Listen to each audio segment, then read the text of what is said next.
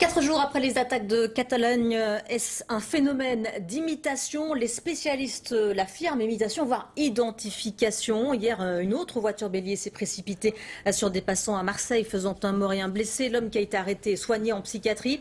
Une attaque qui avait déjà été précédée par celle de Sept-Sors en Seine-et-Marne. Les précisions d'Alexandra Durand et Hugues Goblet. Quelques jours seulement après l'attaque de Barcelone à la voiture bélier, à Marseille, un homme fonce successivement sur 2 abribus, tuant une femme et en blessant une autre. L'homme rapidement interpellé était soigné dans une clinique psychiatrique. Il y a une semaine, quelques jours après l'attentat de Levallois-Perret, c'est un vigile de 32 ans qui fonce avec son véhicule dans une pizzeria du village de Sept-Sors. L'homme, qui avait absorbé une grande quantité de médicaments, ne s'est pas expliqué sur son acte.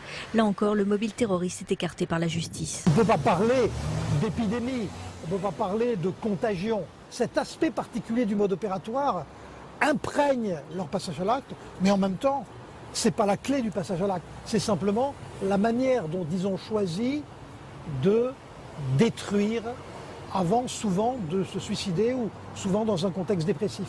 Imitation, identification, 2 mécanismes qui peuvent être à l'œuvre dans ces attaques à la voiture bélier.